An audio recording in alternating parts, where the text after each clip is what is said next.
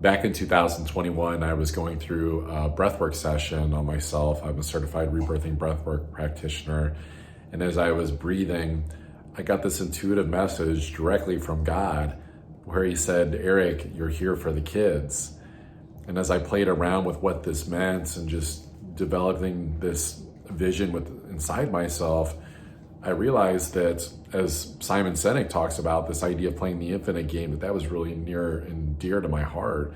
This idea of my daily decisions, my vision, my path in life, wanting it to be connected to paving the way for the future generations, and not just on, like a physical or technological level, but even a source of inspiration on an emotional, metaphysical level as well, for kids to connect back to things like grace, compassion, their true inner divine knowing that they are incredibly gifted. A lot of kids that are waking up on this planet are very gifted in that way.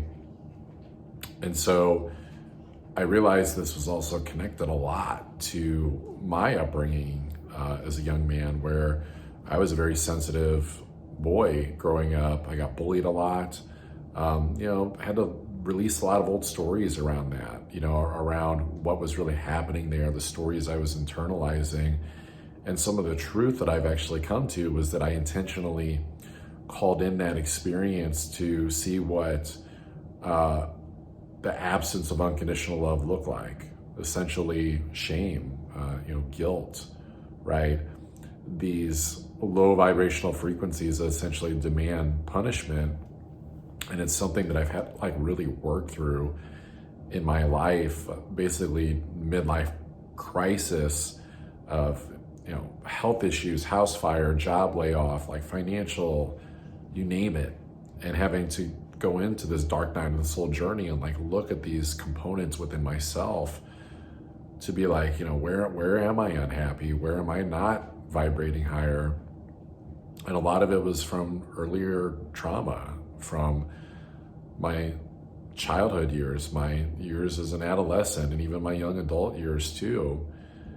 And I felt so terrible at that time. And even some of the things that I've went through in the years since, it's I don't want my son to have to go through this, my daughter to have to go through this, my grandchildren. I don't want anyone's children to have to go through this healing process where we succumb to guilt and shame and we forget the grace and compassion of the divine, that we're made in his likeness, that we have the true creative potential to open our hearts at any times and be our own healer, our own wizard, our own shaman, our own king, warrior, to love ourselves essentially, and then to develop that love and intimacy with others, with our families, with our siblings, with our friends, with our romantic partners.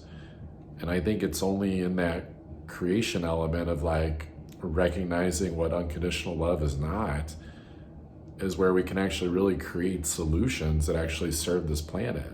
Because guilt and shame ultimately are connected to fear, and fear is false evidence appearing as real. It's the illusion of the absence of love. And unfortunately, there's a lot of media-driven agendas that still want to fuel the fear paradigm, even though there's been a great spiritual awakening in humanity and continues to unfold that anyone can tap into unconditional love. And I think that, my deeper why for why I do this and why I want to see other adults continue to go as far as they can in their spiritual path with every breath they have in their body, to role model what unconditional love looks like, to role model positive masculine behavior as a man, to role model positive feminine behaviors as a woman, and just through epigenetics, letting kids see that. And to me, that's what changes things. That everyone talks about, the challenges we face on this planet, a lot of them, we created, and not to shame ourselves that we created them, but it's almost we get ourselves into pickles so that we can create our way out of it, that it's part of the journey. It's part of the realization of this path on earth. What's it like to forget that you're part of God's flock? What's it like to forget that? What's it like to believe that you are the demon head, that you are Lucifer, that there's these parts of you that you hate, that you don't like? And that might seem extreme to use that archetypal analogy, but the truth is that for anyone that's ever looked at themselves in the mirror or done something and been like just been down on themselves, that's what that energy is. That's the demon, right? Through role modeling this unconditional love to children, to doing our shadow work as adults, that's the thing that's gonna grease the gears of time for the future generations to evolve, because these kids are going to be the leaders. They're witnessing us, they're watching us, they're feeling us, they're very empathic.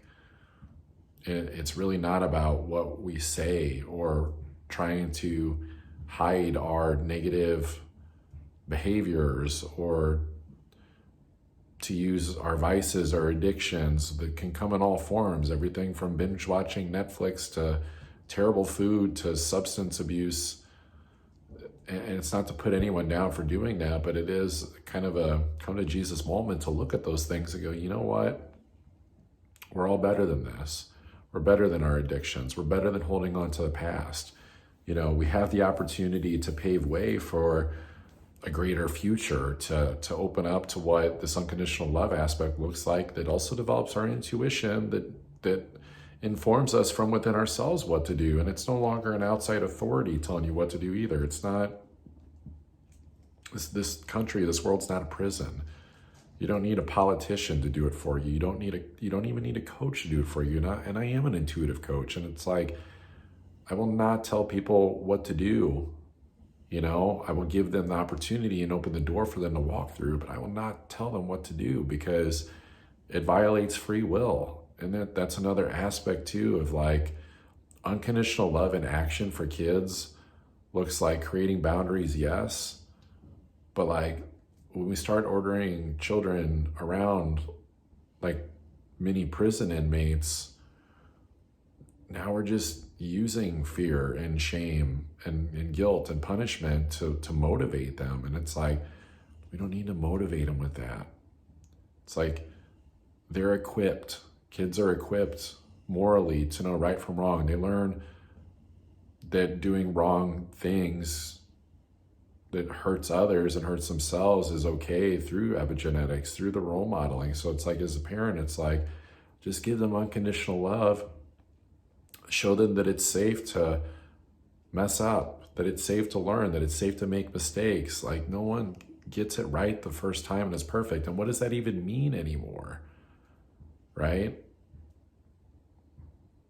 Really, if you think about it, perfection is the Antichrist, right? It's not, hey, I'm the devil. It's, I'm the perfect, polished, silver-tongued person that's telling you exactly what you want to hear and lulling you into a sweet lullaby where you give away your power.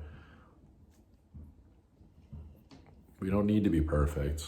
We just need to love each other. And the more as adults that we look at that and look at where unconditional love is absent, that sends ripple effects. That's a wave through the collective consciousness, for one, let alone your own household, your own community. Our aura expands for miles. It's like the energy that you put out, it matters. So my call to action for you is to just take a good look in the mirror before you go to bed tonight and, go, you know what? I love you, man or woman, and you're doing great.